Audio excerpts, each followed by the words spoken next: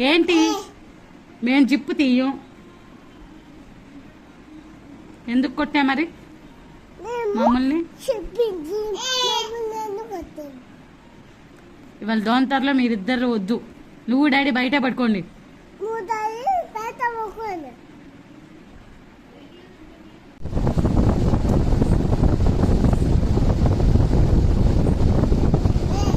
ఏంటి ఏంటి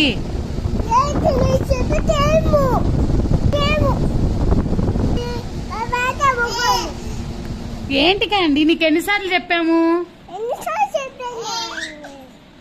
మేము జిప్పు తీయమని చెప్పాం కదా.